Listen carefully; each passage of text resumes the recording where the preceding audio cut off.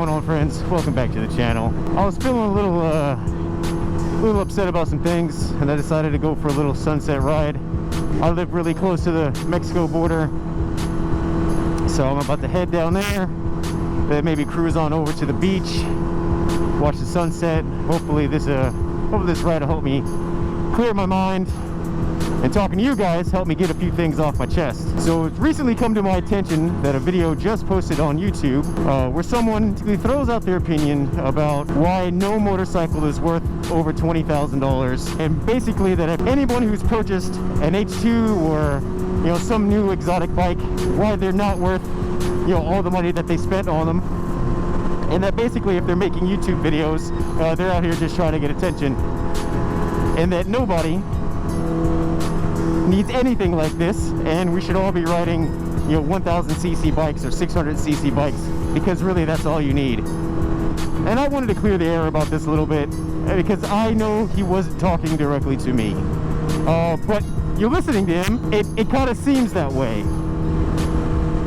So I'm going to tell you why I decided to buy a 2019 Ninja H2, why I don't feel bad about it, and why I'm making YouTube videos.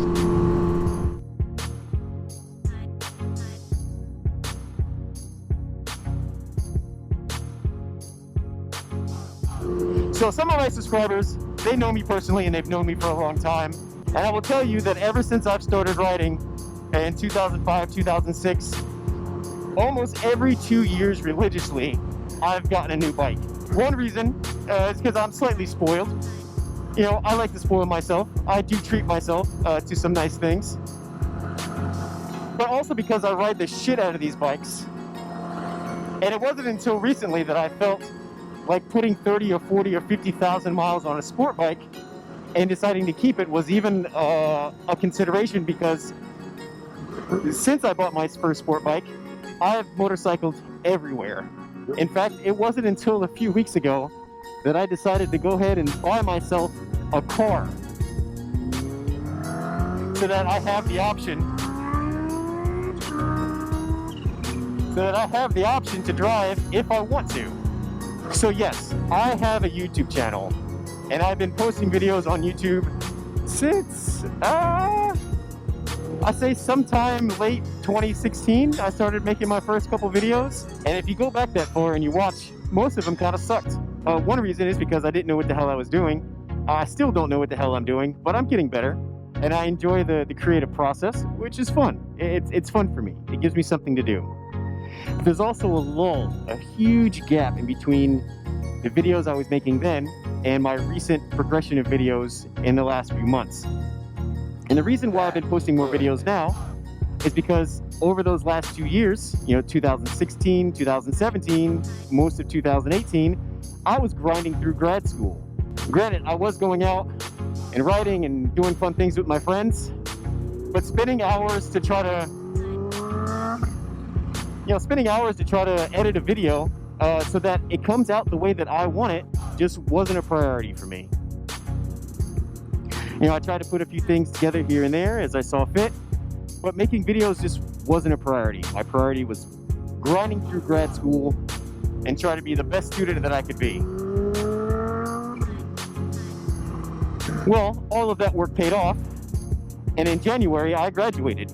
And as part of my present to myself for almost a decade of school, going through my associates, my bachelor's, and my master's degree, I decided to treat myself to a new toy. And it just so happened that the H2 was on my list of things that I wanted. The second reason why I bought an H2 is because I'm about to retire from my first career. After spending 20 years in the military, I am about 10 months away from retirement. And as a retirement present to myself, I decided to get something cool, which is why the H2 is here. And the third reason is because this is something that I've wanted since they were released. In 2015, when these were announced, I seriously considered buying one. At the time, I had a ZX14R, a 2012. It was getting a little old. It had about 50,000 miles on it, getting close. And I was looking for something new, something more exciting. But because of where I lived in Louisiana at the time, and my understanding that the H2s were going to be a one-time thing. I didn't want to have a bike that I knew little about and that I wouldn't be able to find someone to work on should I have some kind of issues that I can't solve myself. So the next best option was my 2015 R1, which I absolutely love. Right now that bike's got 32,000 miles on it. It runs just as great as the day that I bought it. Me and that bike are like this. I love my R1. So now let's get into why I'm making videos about the H2. I can appreciate YouTube as a medium. Well, back in 2005, before I bought my first bike, YouTube was still a new thing for me. And I'd go online and I'd see guys riding around on their motorcycles. And I'm like, damn, I like that. Like, that's something that I would like to do. Not necessarily making videos, but going out and having fun with my friends. This is something that I want in my life. So a lot of those guys, some of them are around, some of them aren't, they inspired me to go ahead and buy my first bike. And then when I lived in Louisiana, on the edge of nowhere, and I had no one to ride with, watching all these other YouTubers, again, go around and, have good times with their friends, it inspired me and kept me going that, hey, I shouldn't sell my bike, that one day I will live in a more populated place, and I'll have friends to be able to ride with again. And then when I decided to get into touring, same thing, watching guys on YouTube, going on these long adventures and seeing the world on their motorcycles, got me to wanting to get into touring, which is why I put so many miles on so many of my bikes, because I'm zigzagging around the country at least once or twice a year. And then lastly, whenever I've had issues where I can't fix something or I've got questions about my bike, there's always been somebody out there with a visual explanation of that piece of thing, that little bit that I need to keep myself going. So now that I'm in a position to be able to do the same thing, I've got the time, and I've got the toys, I'm making videos for those reasons. I'm making videos for those guys out there that aren't riding yet and want to get into motorcycling and want to see just how much fun motorcycling can be. I'm making videos for guys out there that have crashed and laid up and are hoping that they get better, and thinking that one day, they'll be able to go out and buy another bike and go out and continue to live that bike life. I'm doing it for those guys out there that are thinking about going to buy one and just are kind of on the fence. Or those people that maybe just aren't in a position to get one of these bikes and want to live vicariously through somebody else. I'm not trying to be popular. I'm not trying to have 1 million subscribers. Fuck, man, my channel just hit 300 subscribers. And you know what? I'm happy. That's fine. If there's 300 people out there that really give a fuck what I have to say. And I think that's kind of comical. That's fun.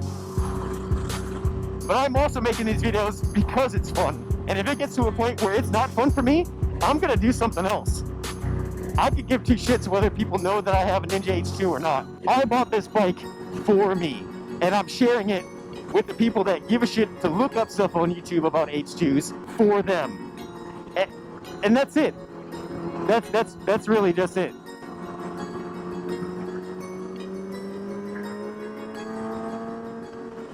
So now let's talk about why I believe this motorcycle is worth $20,000 or more. Now, I'm not going to tell you exactly how much I paid for it, but I believe wholeheartedly that I got my money's worth, and I am not upset one bit that I paid for this thing. Yeah, I am not upset about this one bit. One, because if you know me, you know that I am determined enough that when I want something, that shit's happening. Like, it might seem like a spur of the moment type thing, but I've been stewing on it for a long time. And when I finally let my intentions known, shit's moving.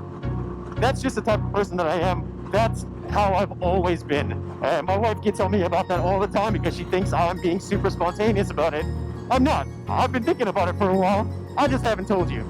She, after, 10 years, she's finally getting used to that idea. So besides being something that I really wanted, I was already looking for another bike. My R1 has got 32,000 miles right now, plus I think I'm almost at 33. My R1 isn't going to last forever. And as my sole source of transportation for years, she's getting a little long in the tooth. But I have no doubt that she's gonna last at least another 3 or 4 years. But I wanted something else. I wanted that new thrill. And H2 is the only logical choice. I mean, I like Ducatis. Ducatis are nice, but I didn't think I was gonna enjoy owning a Ducati. Like, that's not me. Now, I could have gone and gotten an older bike. True. Yeah, there's nothing wrong with buying older bikes. There's nothing wrong with buying used bikes. In fact, before I decided to put a deposit on a new one, I was actually looking for a used one. But they are a little bit difficult to find sometimes. And the few that I did find were in pretty rough shape. So I decided to go ahead and just buy a new one. I mean, why not? Granted, there's the whole depreciation thing and the whole MSRP markup thing. Yeah, sure.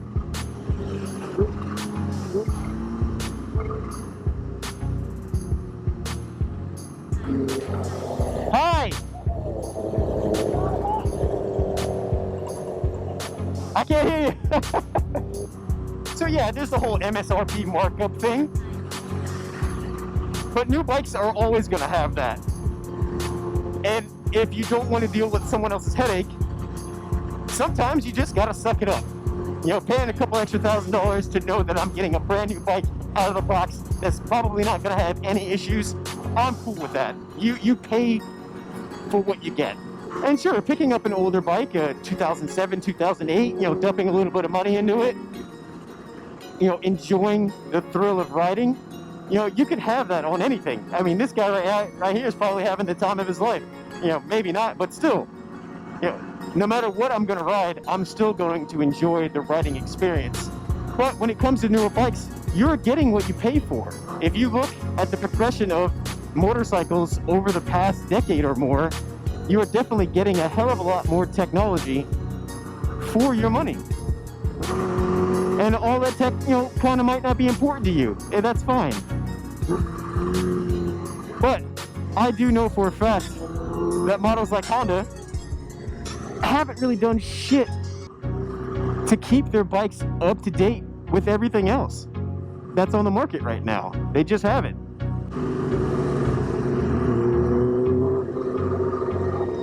I really wish I could hear what this guy is saying.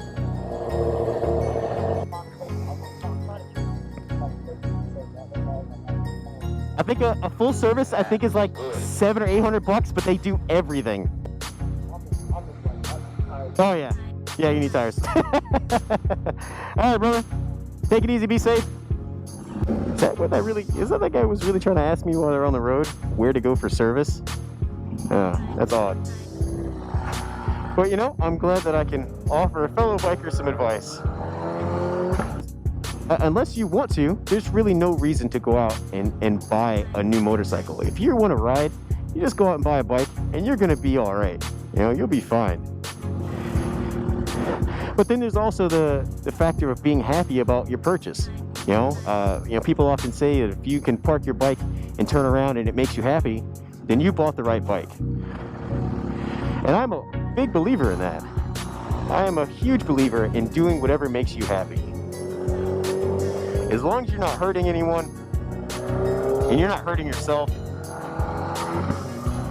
you just go out and do whatever the hell makes you the happiest. And if that means going to spend, you know, $30,000 or $20,000 on a brand new motorcycle, you should just fucking do it. And I guarantee that you'll be one of the happiest people around. So is there any real reason to need an H2? No, not really. But if you got the time and you got the money and it's something that you want,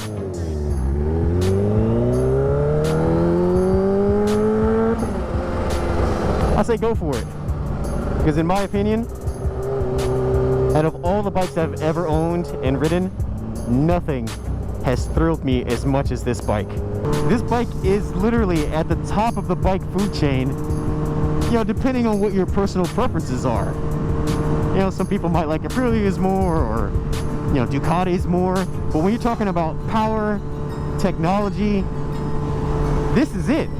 And in 4 or 5 years, or maybe 6 years, this technology is going to trickle down into the 1000s, which will trickle down into the 600cc bikes. Like all the technology and the most expensive, you know, top of the line, cutting edge bikes have done since almost forever. So to have that newest and greatest thing, you are going to pay for it. And I don't have a problem with that. I don't have a problem with any of that. Not for myself or not for anybody. I am all about doing whatever makes you the happiest. As long as you aren't hurting anybody or trying to hurt yourself, go for it. And to be able to experience something like this for myself after years of watching other YouTubers talk about how this is one of the greatest riding experiences of their life, you're damn right. Opportunity arose, I took it, and I love every second. Every mile that I've put on this bike so far has been amazing. So in 2 or 3 years, if something else comes out and it seems like it's going to be more fun than this, there's a good possibility that if I'm in the right state of mind, I might get it. I'm going to treat myself. And when it comes to bikes, that's just the type of person that I am. When it comes to cars, I will keep my 2001 Honda Civic with the busted ass bleach paint, because that's just how I feel about cars. So for all you guys out there that you're afraid that somebody's gonna hate on you for buying the motorcycle that you've been dreaming about or that you really want, man, fuck all that. Do what makes you happy. Get out there, live the best life that you can have right now. And if you feel like buying an expensive ass motorcycle and living that experience and living that bike life to the fullest that you know how is going to make you happy, then fucking get out there and do it. And if riding a old CBR 1000 RR makes you happy, you should just go ahead and keep doing it. You leave all the fun toys to the rest of us. You know, in a few years, yeah, all of this stuff is going to trickle down to all the other bikes, all the other newer bikes that are coming out. And at some point, this bike will probably just be obsolete. But right now, this bike to me is priceless. I love it. I have zero issue paying for it, paying for maintenance for it, paying for tires for it.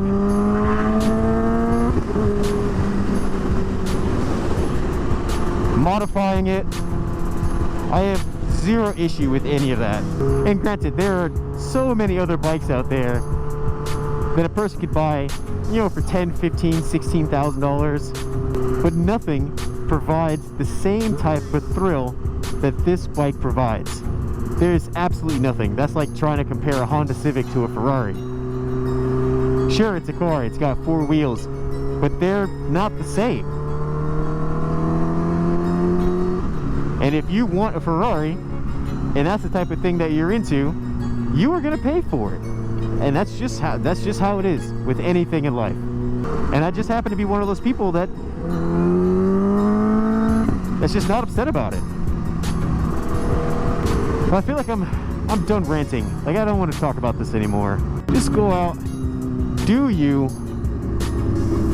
enjoy your life, live the bike life to the best ability that you can. So just to recap, I didn't buy this bike to get any attention, because even if I stopped making YouTube videos today, this bike would still be in my garage. And in a couple years, if something else better came out, I'd probably switch to that, and that would still be in my garage. And if I decide to keep this for many, many years, I can guarantee that every time I go out my garage and go for a ride, this thing's gonna put a smile on my face. And as long as you're riding something that puts a smile on your face, be whatever it is, then you're doing the right thing. But there's also something else that I will say, that nothing else compares to this bike. My R1 doesn't compare, my ZX14R didn't compare, Hayabusa didn't compare, my Gixxer 1000 didn't compare, and definitely my Honda CBR RR did not compare to the thrill that I get from this bike. And I'm okay paying for that. So until next time, be safe out there, you guys.